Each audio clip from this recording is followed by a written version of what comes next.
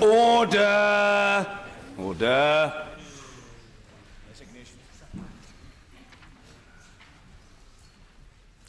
The ayes to the right, 202. The noes to the left, 432.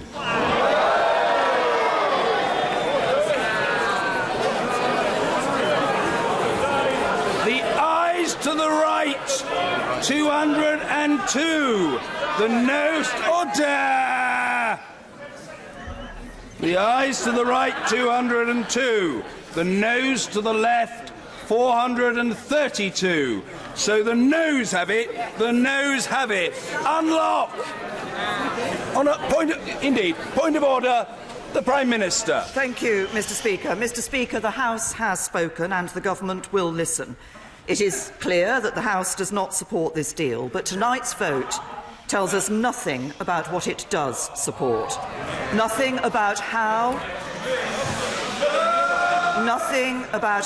or even if it intends to honour the decision the British people took in a referendum Parliament decided to hold. And people, particularly EU citizens who've made their home here, and UK citizens living in the EU, deserve clarity on these questions as soon as possible. Order! Order! There's no good people shouting. There will be an opportunity for other points of order, but the Prime Minister must and will be heard. The Prime Minister. Those whose jobs rely on our trade with the EU need that clarity. So, with your permission, Mr. Speaker, I'd like to set out briefly how the Government intends to proceed. First, we need to confirm whether this Government still enjoys the confidence of the House. I believe that it does, but given the scale and importance of tonight's vote, it's right that others have the chance to test that question if they wish to do so. I can therefore confirm that if the official opposition table a confidence motion this evening, in the form required by the Fixed Term Parliaments Act, the Government will make time to debate that motion tomorrow. And if, as happened before Christmas, the official opposition declined to do so, we will, on this occasion, consider making time tomorrow to debate any motion in the form required from the other opposition parties, should they put one forward. Second, if the House confirms its confidence in this Government, I will then hold meetings with my colleagues, our confidence and supply partner, the DUP, and senior parliamentarians from across the House to identify what would be required to secure the backing of the House. The Government will approach these meetings in a constructive spirit, but given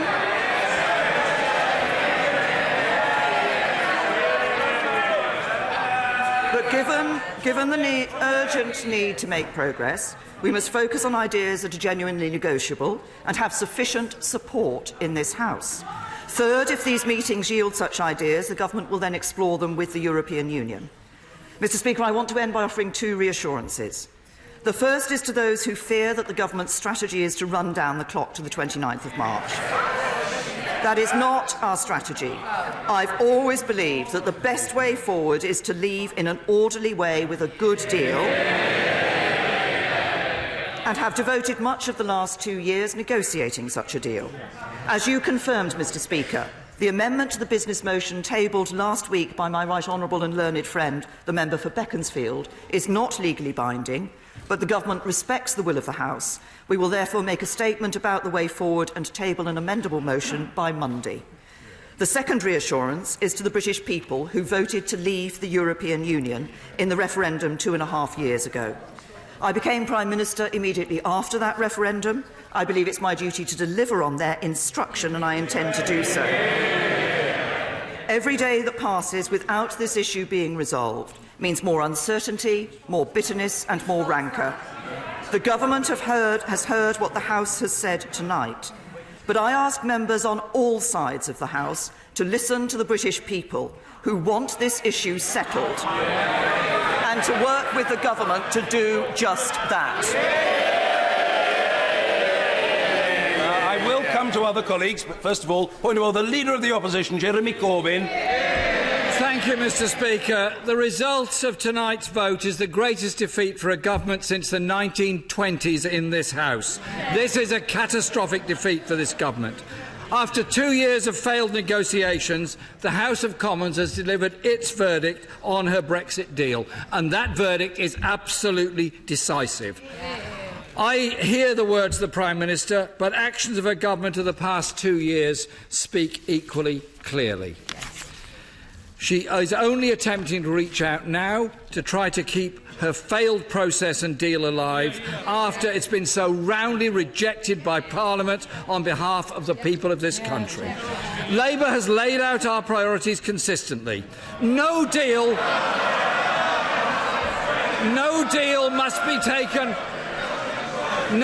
must be taken off the table. A permanent customs union must be secured and people's rights and protections must be guaranteed so they do not fall behind. At every turn, the Prime Minister has closed the door on dialogue.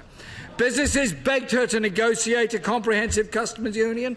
Trade union leaders pressed her for the same thing. They were ignored. In the last 2 years, she's only had one priority: the Conservative Party. Her governing principle of delay and denial has reached the end of the line. She cannot seriously believe that after 2 years of failure, she is capable of negotiating a good deal for the people of this country. The most important issue facing us is that the government has lost the confidence of this House and this country. I therefore, Mr Speaker, inform you I have now tabled a motion of no confidence in this government. And I'm pleased that motion will be debated tomorrow, so this House can give its verdict on the sheer incompetence of this government and pass that motion of no confidence in the government.